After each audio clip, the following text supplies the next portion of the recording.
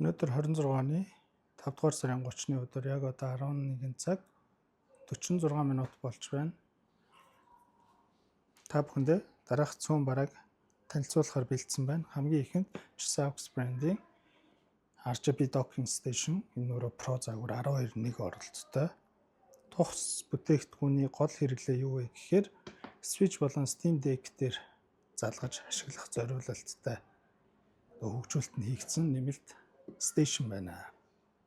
Энэ талаар дараа нь илүү дэлгэрэнгүй тайлбарлах болно. Мөн ялгаагүй Pivoгийн 7 нэгтэй G71 гэх загварын хаб ирсэн. Энийг бол голдуу keyboard, mouse ер нь хүсэх юм бол утсан дээр залгасан ч болно. C port-тай учраас Ukraine-ийн 9 нэгтэй хаб бас ирсэн байна. Энэ өөрөө дараах оролтуудыг өөртөө шингээж өгсөн байдаг.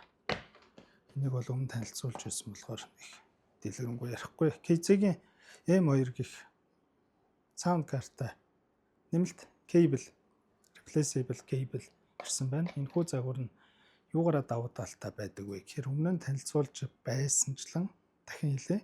Энэ доороо энэ кнопон дээр дараад дөрвөн төрлийн дууралтаа өөрчлөх боломжтой тоглоом, энгийн хэрэглээ, хүлийн чимээ гэх мэт.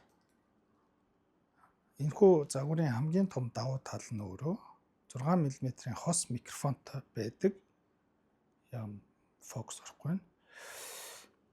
Тийм болохоор энгийн өөртөө дагалдаж ирдэг кабель жоохон мик муу байдаг учраас энийг нэмэлтээр залгаад шон нь болохоор 2 пинтэй бүх төрлийн KZ-ийн загвар дээр таарна.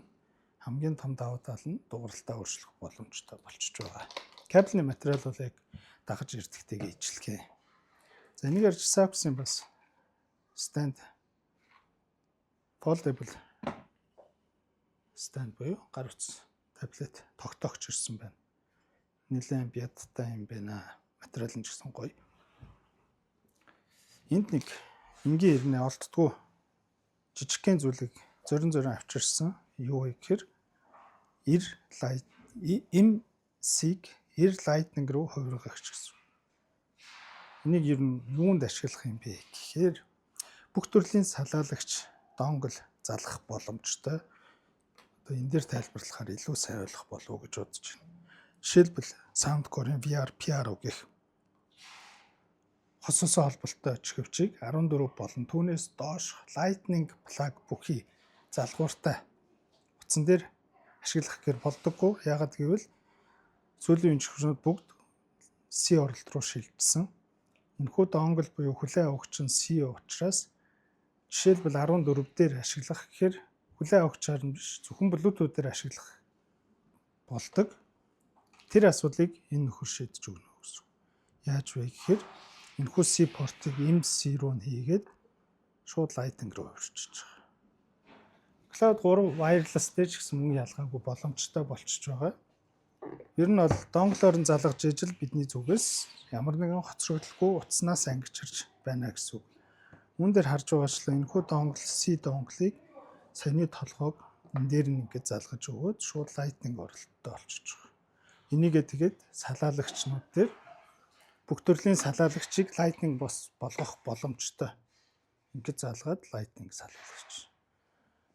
Энийг бол одоо хүмүүс маш их асуугаад байгаа. Энэ орж ирэх байсан, зарагдгаа байсан. Тэгэхээр эдгээр сонголтуудад 2-3 сонголтоо захирагдахгүйгээр эдгээр салаалагчн дээр толгойлоод хүүсийг нь солих боломжтой байх нэ. Ukraine-ийн офис болон анхлан шатны стримерүүдэд тохиромжтой үн боломжийн 4K 30 FPS дэмждэг webcam ирсэн. Цаашлаад Michelin Q300 энийг өмнө нь нэлээд танилцуулж байсан. Гэхдээ хүмүүс мартагнсан байх. Энэ ямар учиртай бүтээгдэхүүн бэ гэхээр keyboard, mouse залгадаг хүмүүст голдуу хэрэгтэй.